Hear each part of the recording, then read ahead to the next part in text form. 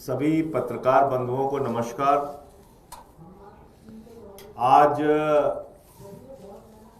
देश की बदहाल अर्थव्यवस्था पे आपसे बातचीत करने के लिए ये प्रेस कॉन्फ्रेंस बुलाई गई है। देश की आर्थिक स्थिति अत्यंत चिंताजनक है और ये अगर कहा जाए कि देश की अर्थव्यवस्था आईसीयू में है आज की तारीख में, तो कहना गलत नहीं होगा। और ये बात मैं आंकड़ों के आधार पर कह रहा हूं। भारत के ऊपर 200 लाख करोड़ का कर्जा मोदी जी के राज में है। भारत के ऊपर 50 वर्षों की सबसे बड़ी बेरोजगारी की मार मोदी जी के राज में है। भारत में जब प्रधानमंत्री नरेंद्र मोदी जी की सरकार बनी, यानी कि भारतीय जनता पार्टी जब सत्ता में आई, उस वक्त डॉलर की कीमत थी 60 रुपए, आज की कीमत है डॉलर की 87 रुपए। खुद प्रधानमंत्री जी के शब्दों में उन्होंने 2014 के पहले एक सभा में कहा था कि जब रुपए की कीमत गिरती है तो हिंदुस्तान की इज्जत गिरती है।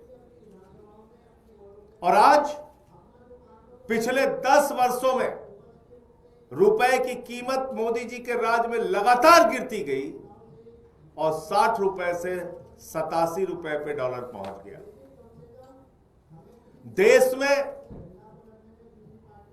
पिछले 4 वर्षों में सबसे कम जीडीपी ग्रोथ यानी कि 6.4% इस वक्त दर्ज की जा रही है।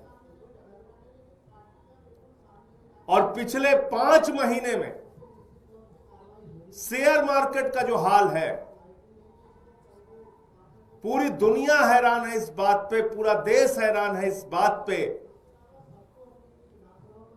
कि 2024 में प्रधानमंत्री जी ने चुनाव के पहले एक इंटरव्यू में कहा कि खूब शेयर खरीदो, खूब शेयर खरीदो। 4 जून के बाद देश की अर्थव्यवस्था आसमान पर पहुंचने वाली है। जितना पैसा शेयर में लगा सकते हो लगा दो। अपनी गाढ़ी कमाई का पैसा, अपने घर में बचत का पैसा, सारा पैसा शेयर मार्केट में लगा दो। ये किसने कहा? भारत के प्रधानमंत्री आदरणीय नरेंद्र मोदी जी ने। और उनके भरोसे पर, उनकी बातों पर यकीन करके देश के करोड़ों लोगों ने अपना पैसा शेयर मार्केट में लगा दिया। और पिछले 5 महीने में लगातार शेयर मार्केट गिर रहा है। 94 लाख करोड़ रुपए। आप सब वरिष्ठ पत्रकार हैं, समझदार हैं, बड़े पढ़े लिखे हैं, लेकिन मैं अगर आपको यह फिगर कहूं लिखने को तो आप जीरो लगाते लगाते थक जाएंगे। 94 लाख करोड़ रुपए आप लिख नहीं पाएंगे। देश के करोड़ों लोगों का 94 लाख करोड़ रुपए शेयर बाजार में डूब गया 5 महीने के अंदर, और कहीं कोई एक शब्द बोलने के लिए तैयार नहीं है। जो प्रधानमंत्री कहते थे कि खूब शेयर बाजार में आप जाइए और शेयर खरीदिए, 4 जून के बाद देश की इकोनॉमी आसमान पे पहुंच जाएगी, अर्थव्यवस्था आसमान पे पहुंच जाएगी, वो प्रधानमंत्री देश के करोड़ों लोगों का 94 लाख करोड़ रुपए डूब गया, उनकी जिंदगी की गाढ़ी कमाई का पैसा डूब गया। एक शब्द बोलने के लिए प्रधानमंत्री जी तैयार नहीं है, कोई जिम्मेदारी लेने के लिए तैयार नहीं है। लेकिन यह हुआ कैसे? क्या कारण है इसके पीछे? और कितनी बार ठगा जाएगा इस देश का आम आदमी? कितनी बार ठगे जाएंगे इस देश के करोड़ों लोग जो अपने मेहनत और परिश्रम से कमाते हैं और पैसा अपना बैंकों में रखते हैं, शेयर बाजार में लगाते हैं। हर जगह उसके साथ धोखाधड़ी, हर जगह उसके साथ ठगी, हर जगह उसके साथ लूट। आपको अंदाजा है भारत के प्रधानमंत्री आदरणीय नरेंद्र मोदी जी ने अपने चंद मित्रों का 16 लाख करोड़ रुपए माफ किया। यह भी फिगर बोलूंगा तो लिखते लिखते आप थक जाओगे। 16 लाख करोड़ रुपए। ये 16 लाख करोड़ रुपए मेरे दोस्तों किसका है? क्या ये प्रधानमंत्री जी का पैसा है? क्या ये आरएसएस के लोगों का पैसा है? क्या ये बीजेपी वालों का पैसा है? नहीं। इस देश का किसान, इस देश का मजदूर, इस देश का कर्मचारी, इस देश की माताएं बहनें, इस देश के करोड़ों लोग, इस देश के मीडिया वाले, इस देश के वकील जो अपनी गाढ़ी कमाई का पैसा बचाते हैं, वो पैसा बैंकों में जमा करते हैं, इसलिए कि उनको इंटरेस्ट मिलेगा, इसलिए कि उनको ब्याज मिलेगा, इसलिए कि बेटी की शादी होगी तो वो पैसा निकाल पाएंगे। लेकिन उन्हीं पैसों को अपने दोस्तों को बिना सोचे समझे प्रधानमंत्री जी ने लोन दिया। आपका पैसा लाखों करोड़ रुपए बैंकों में जमा है, उठाया अपने दोस्तों को दिया। कितना दिया? 16 लाख करोड़ रुपए। दोस्तों ने पैसा लूट लिया, फर्जी कंपनियों में लगाया, मॉरिशस लेके चले गए पैसा, अलग अलग दुनिया के देशों में लेके चले गए। और जब उनके ऊपर कार्रवाई की बात हुई तो प्रधानमंत्री जी ने कहा भाग जाओ यहां से। भाग गए विजय माल्या, भाग गए नीरव मोदी, भाग गए मेहुल चोकसी, जो प्रधानमंत्री जी जिनको अपना भाई कहते हैं। देश का हजारों लाखों करोड़ रुपए लूटकर हिंदुस्तान के ये चंद पूंजीपति जो प्रधानमंत्री जी के दोस्त हैं, वो हिंदुस्तान छोड़ के भाग गए। पैसा आपका डूब गया।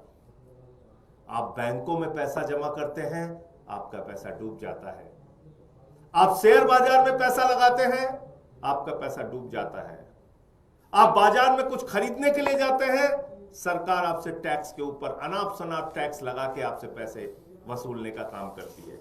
मैं कुछ फिगर बताना चाहूंगा। इस देश में याद रखिएगा, हैरान करने वाली बात है, इस देश में आर्थिक असमानता के मामले में भारत 100 वर्षों का रिकॉर्ड तोड़ चुका है।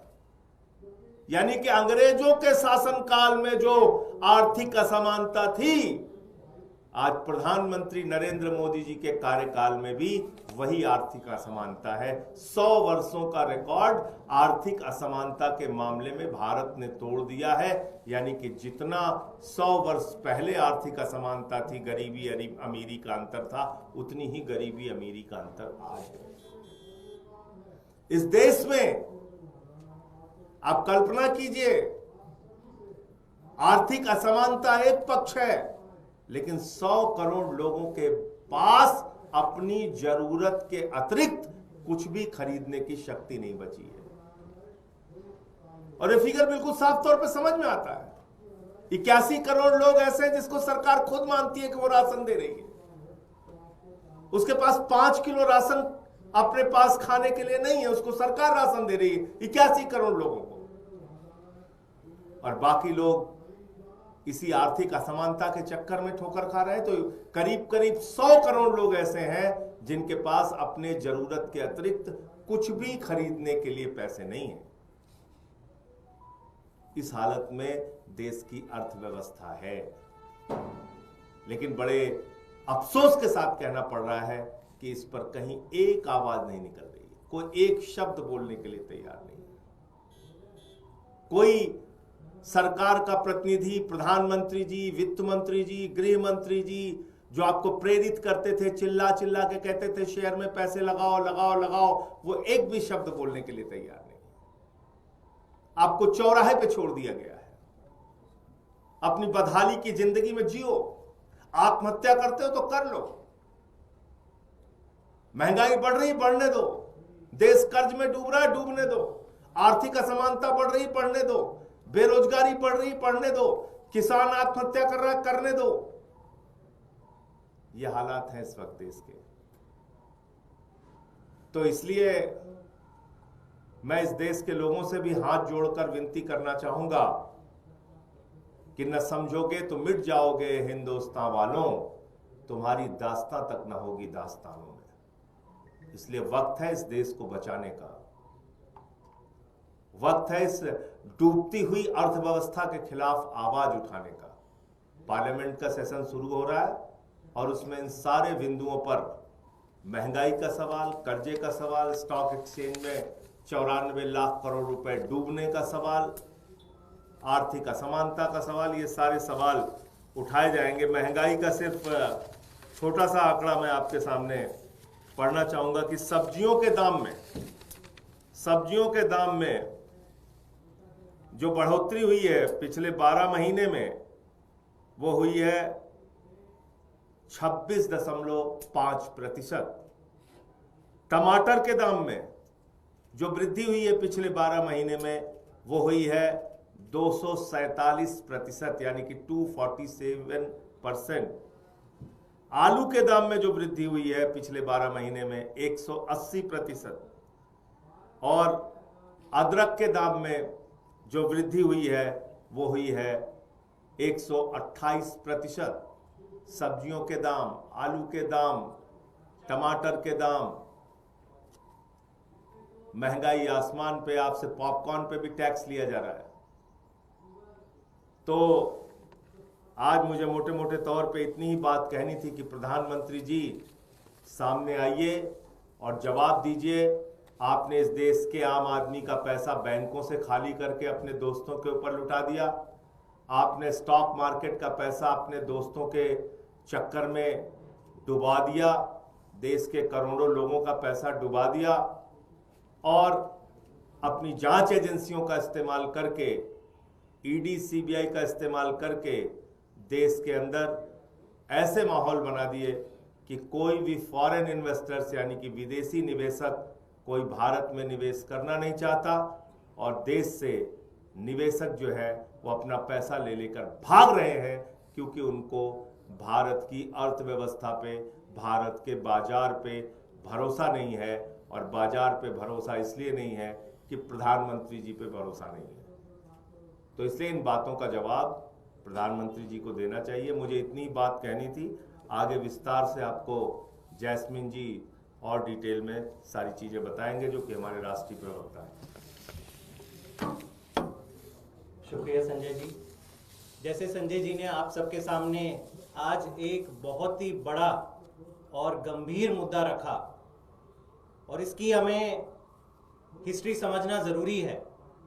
जैसे कि उन्होंने कहा 94 लाख करोड़ स्टॉक मार्केट में आम निवेशकों का पैसा डूब गया है, 94 लाख करोड़, जो कि बीएसई सेंसेक्स में 15% की गिरावट है।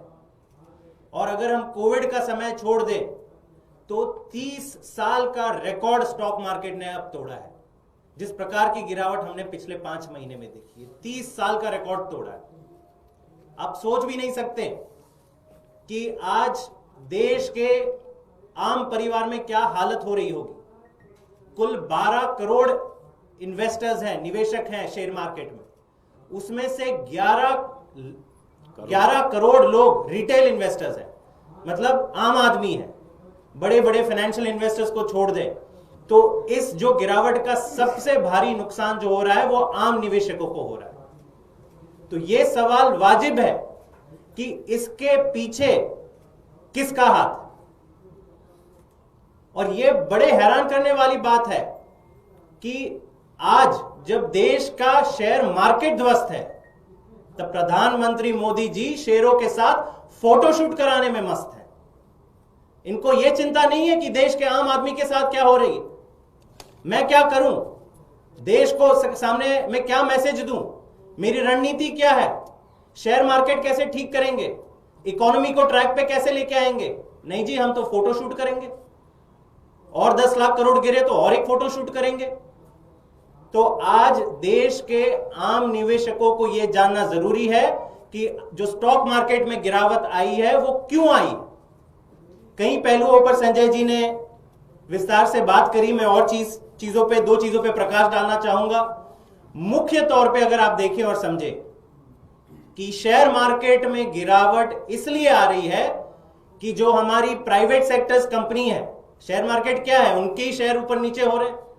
जो प्राइवेट कंपनीज हैं उनकी अर्निंग्स, उनकी प्रॉफिट लगातार पिछले 4 क्वार्टर से गिरते जा रही है। और वो क्यों गिरते जा रही है? क्योंकि कोई निवेश ही नहीं हो रहा।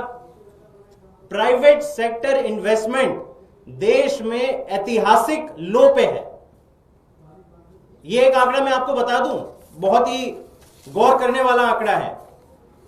2014 में अब की बार मोदी सरकार का नारा लेके जब मोदी जी आए थे, तब प्राइवेट इन्वेस्टमेंट, देश में प्राइवेट जो इन्वेस्टमेंट था वो जीडीपी का 21% हिस्सा था। 2024 में आते आते कितना हो गया? मात्र 11%, आधा हो गया। ये कैसी अर्थव्यवस्था आपने चलाई? 21% जो कॉन्फिडेंस था, प्राइवेट इन्वेस्टर 21% इन्वेस्टमेंट करता था, वो 11% पे लेके आए। फिर बोले नहीं जी, हमें तो पूरा विश्व गुरु हम बना रहे हैं भारत को, देश की जनता, दुनिया के इन्वेस्टर्स आएंगे, भारत में निवेश करेंगे। तो एफडीआई का आंकड़ा सुन लीजिए, पिछले 10 सालों में क्या हाल हुआ है। 2014 में एफडीआई, फॉरेन डायरेक्ट इन्वेस्टमेंट, हमारे जीडीपी का 1.7% हिस्सा था, 1.7%। 2023 में यह गिरकर 0.8% हो गया, यह भी 50% गिरा। तो ना डोमेस्टिक कंपनीज निवेश करना चाह रही है, ना फॉरेन इन्वेस्टर निवेश करना चाह रहे हैं। और ये क्यों हो रहा है? ये इसलिए हो रहा है क्योंकि मोदी जी ने देश की पूरी अर्थव्यवस्था अपने चंद कुछ दोस्तों के हाथ में दे दी। आप ये समझिए कि इन्वेस्टर जब आएगा तो क्या सोच के आएगा कि मुझे फ्री एंड फेयर एक रूल्स ऑफ द गेम होंगे, कानून होगा, अगर मैं कुछ अच्छा माल बेचूंगा तो लोग खरीदेंगे, सरकार भी मुझे प्रोत्साहन देगी। यहां पे क्या हो रहा है? बस एक ही दोस्त को सब कुछ दे दो, कोल दे दो, माइनिंग दे दो, पोर्ट दे दो, एयरपोर्ट दे दो, सब कुछ एक ही अपने दोस्त को दे दो। और अगर गलती से भी कोई प्राइवेट कंपनी अच्छा काम करती है तो क्या होता है हाल उनका? उनके ऊपर सीबीआई और ईडी डाली जाती है। कई ऐसे एग्जाम्पल्स हैं हमारे देश में जहां पर जो कंपनी, मैं एग्जाम्पल कुछ ही दूंगा, एसीसी, अंबुजा सीमेंट, उनके ऊपर केंद्र सरकार ने रेड डाली। हुआ क्या? कुछ ही समय बाद अडानी सीमेंट ने उनको एक्वायर कर दिया। जीवीके ग्रुप, उनके ऊपर भी ईडी की रेड डाली गई। बंबई एयरपोर्ट में रेड डाली गई। हुआ क्या? जीवीके एयरपोर्ट का मेजॉरिटी स्टेक अडानी को दे दिया गया। इनकम टैक्स ने क्विंट, मीडिया भी इससे पीछे नहीं रहा है, क्विंट के ऊपर भी इनकम टैक्स की रेट डाली गई, उसको भी अडानी ने एक्वायर कर दिया। नेल्लोर कृष्णपट्टनम पोर्ट, उस पर भी आईटी की रेड हुई, कुछ समय बाद अडानी पोर्ट ने उसको एक्वायर कर दिया। तो इसका मतलब क्या है? दुनिया देख रही है कि अगर भारत में आपको सक्सेसफुल कंपनी चलानी है तो भाई मोदी जी के इशारे पे ही चल सकती है। इसीलिए ढेरों की संख्या में, दर्जनों की संख्या में निवेशक जितने भी हैं, फॉरेन इन्वेस्टर्स और इंडियन कंपनीज भी भारत में इन्वेस्ट करने से बच रही है। और यही कारण है कि देश की इकोनॉमी धीरे धीरे करके डूब रही है। इसका और एक बड़ा उदाहरण मैं आपको दे दूं। मेक इन इंडिया आया था 2015 में, बहुत ही बड़ा। आज भी अगर आप पूछो तो केंद्र सरकार के सारे मंत्री कहते हैं अरे जी हमने तो मेक इन इंडिया को बहुत बड़ा हिट कर दिया। ये आंकड़े सुन लीजिए कि मेक इन इंडिया की रियलिटी क्या है। 2015 में मैन्युफैक्चरिंग भारत की जीडीपी का 15% हिस्सा था। कितना था? 15%। अब मेक इन इंडिया ने खुद अपने गोल में कहा था कि 10 साल में हम 15% से 25% हिस्सा बना देंगे मैन्युफैक्चरिंग को, देश की अर्थव्यवस्था का, जीडीपी का। हुआ क्या? 10 साल में 2014 से लेकर 2024 तक आते आते मैन्युफैक्चरिंग बढ़ा तो नहीं, 15 से 13% हो गया। अब ये कैसा स्कीम है? इतने हजारों करोड़ जो आपने खर्च किए हैं, वो इसका क्या मतलब है कि जो 15% जो मैन्युफैक्चरिंग था वो 13% हो गया।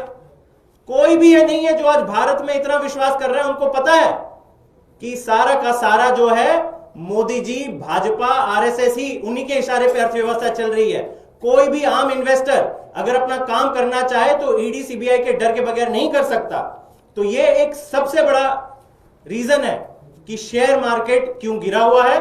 और इस पे संकेत भी साफ है कि इस तरह की जो इकोनॉमी चला रही है केंद्र सरकार, जहां पे केवल हमारे कुछ चंद लोगों को सारे ठेके मिलेंगे, केवल हमारे कुछ चंद लोगों के फेवर में सरकार काम करेगी और बाकी सारे लोग बाहर जाए या तो अपना जो भी है धंधा बेच लें इनको, तो इससे कभी भी देश का भला नहीं होने वाला।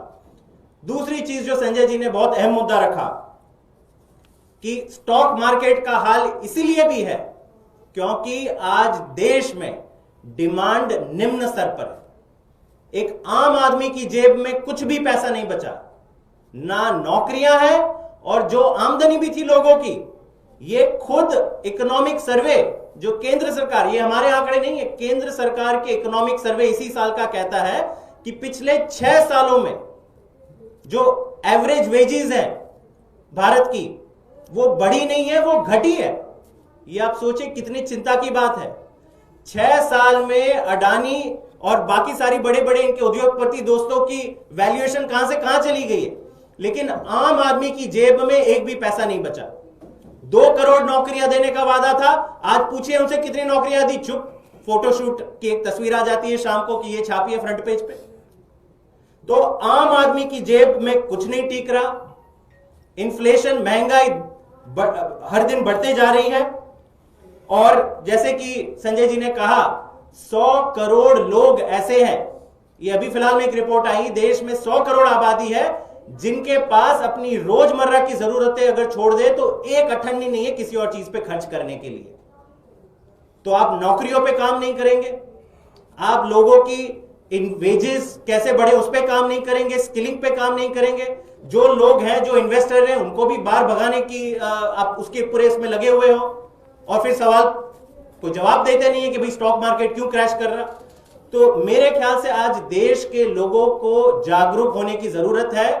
आज ये बहुत बड़ा फेलियर है, मोदी सरकार का फेलियर है, और हम ये मांग करते हैं कि आप बाहर आइए और देश को जवाब दीजिए कि ये जो पूरी अर्थव्यवस्था बैठ गई है, रुपया गिर गया है, स्टॉक मार्केट क्रैश हो गया है, जीडीपी 4 साल में सबसे कम स्तर पे आ गया है, उसको बाहर ले जाने का, उसको ठीक करने का आपका क्या प्लान? बहुत बहुत शुक्रिया। मैं जैस्मीन जी से चाहूंगा वो वीडियो दे दें तो मैं एक बार मीडिया वालों को दिखा दूं कैसे इस देश के लोग लूटे गए, कैसे वो बर्बाद हुए, और कैसे इसके लिए प्रधानमंत्री जी और भारत की सरकार जिम्मेदार है। ये जरूर सुनिए आप लोग। जिस दिन चुनाव का नतीजा आएगा, आप उस हफ्ते भर में देखना शुरू से भारत का स्टॉक मार्केट, यानी 4 जून जैसा आपने कहा, जिस दिन चुनाव का नतीजा आएगा, आप उस हफ्ते भर में देखना भारत का स्टॉक मार्केट, यानी उसके सारे जो उनके प्रोग्रामिंग के जो प्रोग्रामिंग वाले सारे थक जाएंगे। मैं कोई स्टॉक मार्केट के लिए आकलन नहीं कर सकता, पर नॉर्मली जब स्थिर सरकार आती है तो स्टॉक मार्केट बढ़ता है। इसलिए मैं कह रहा हूँ कि 400 पार होने वाला है, मोदी जी की स्थिर सरकार आने वाली है, तो निश्चित रूप से बाजार ऊपर आएगा। शेयर बाजार लगातार 5 महीनों की।